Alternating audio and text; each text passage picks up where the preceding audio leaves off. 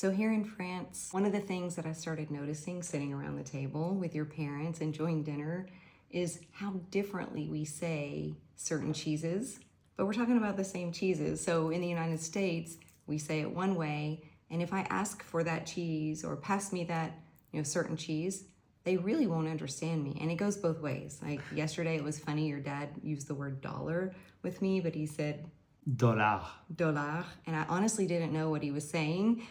Fabian had to teach him a trick to say it. Exactly, it's dollar, and I use the do and then l'heure, l'heure like the hour, and dollar. And even if you say dollar, it's still better than dollar. That's true. Even I would be able to understand it. So it's really important, like if you're in the United States, say it the way we all say it, because you wouldn't be understood otherwise, and now you have to say it the wrong way. If you're in the United States, say them the way you always say them, because it's not going to make sense to say them with a French accent. But if you do travel to France and you're in a restaurant and you want to ask for a certain cheese, or you're going on a tour at a farm where you can, see certain cheeses, if you say them the American way, you're thinking you'll be understood because it's a French word, but the reality is that you probably won't be. And so we're going to compare and contrast the different ways in which the American people say these French cheeses typically, and then the way the French people say them, so that you at least know when you're in either country how you might want to say it to be understood. Exactly. Cheese is a very serious business for us. Especially here in the countryside. I mean, you told me that you guys did tours to farms when you were a little kid, right? Absolutely, absolutely. So I was getting my cheeses from the farm, like literally 15, 20 minutes away from here. Goat cheese mainly, actually, it was my favorite. So they had a goat farm, and they were making all kinds of goat cheeses, very fresh, like very, very fresh, in a bucket almost, like that you whip, and you can eat it with some chive in it during summer. It's called la fromager, or aged. And then you have different level of aging, of course, from still soft to very, very hard. And all of those are rolled in ashes, which is something that you don't have that much in the US, if not at all. So we say Brie cheese. Brie, it sounds like someone, you call someone, hey Brie. It is a name as well. I know. It's Brie. Oh. Brie. And it's not the name of anyone except for the cheese that is pretty good. Really? Yeah. Well, I'm pretty sure we probably named people after the cheese. Well, okay. Okay, so we also have, I love this cheese. I have a special recipe that I'm making today for your parents. It's called Camel Bear. What? Camel Bear. Camel Bear? Camel Bear? No, pas Camel Bear. Camel Bear. Oh. Ah oui, Camel Bear. Camel Bear. Camel Bear, un bon Camembert au lait cru de Normandie. Ça c'est bon ça, Camembert. Sounds much better when you say it. Ah oui. Et ça sent comment? Comment quoi? Ça pue. Ah oui, ça pue. Oui, ça sent bon, mauvais quoi. Oui. Hein? Do you like that? Ah ouais, j'adore. Every time we come to France, throw a little stinky cheese in the fridge, leave for a little while, come back, open it to get some water. We're like, oh, we're in France. Exactly. Really? It's true. Exactly. It's something that we cannot get in the US. Nope. Right? So, No, it doesn't have that stinky smell that we like. I know. Yeah. Another one? Roquefort. Rockford. Rockford, like Frankfurt. It's not at all the same. I'm okay with saying Frankfurt, but Roquefort. Roquefort. Roquefort.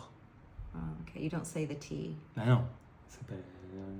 Are you saying, I was about to say, are you saying Fort Worth? Yes, you do. Right? You're saying the T. You know, this one is Roquefort. The next one is Comté. What? Comté. Comté? Comté. Are you saying, are you speaking Chinese right now? Like, are you speaking Mandarin? It sounds like Gampe almost. No, I'm not. No? So Comté. Comté. Comté.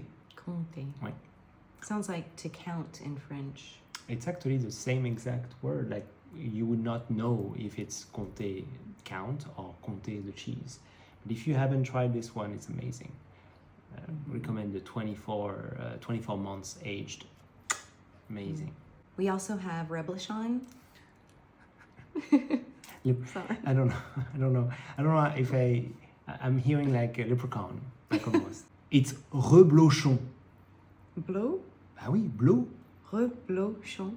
So it's not Roblochon. It's not reblochon. It's reblochon. Okay, got it. Got it. Quand même. Another very popular cheese, I thought it was German, but anyway, we call it Munster. Like a monster. It's Münster. Oh. Münster. Munster. Alors, M-U-N goes with another one as a un. Main comme lundi. Par ailleurs, the same. U-N. Münster. Okay. This is one that's very popular in the United States, and it's called Chevra. Chevra. No, it's Like the Louvre. Oh yeah. Don't aggravate your case. Let's talk about Chevra. It's not Chevra. Well, No, it's not Chevra. It's chèvre. Chèvre. that's what I just said. Mais it's not the fact that we are doing vre, that we are doing vra. We're doing vre. Chèvre. And it's very low, the vre. Oh, okay. Chèvre. Exactly. Very good. Very, very good. Yeah. Okay. And by the way, it's two words in one because it's not only goat cheese, le chèvre, mais aussi la chèvre. Et la chèvre, c'est the goat. Oh, really? So the article for the goat is feminine and the cheese is masculine? Exactly. That's interesting. Mm-hmm. I wouldn't have expected that. We learn every day in our channel. Yeah. We learn every day in our lives. Oh, I know. Another cheese that's really popular actually in the United States in the grocery stores, and I was surprised you knew what it was, Okay. is the Borson cheese. Borson. Borson. Borson. I don't know. I can't. It's Boursin. Bah, Boursin. Like wine. The same sound as vin. Exactement. Du vin, du Boursin. C'est très très bon. Bien sûr, c'est pas le fromage typique de la campagne.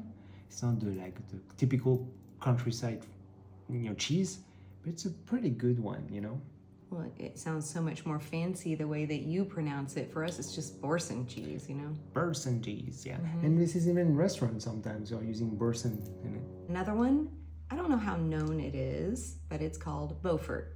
Buffert. Same thing, same problem. Every time you have F-O-R-T in French, you don't pronounce T. Well, we could say Beaufort. Yeah, same problem. Same problem. It's Beaufort. Okay. C'est Beaufort. Beaufort. Yeah, it's very good, actually.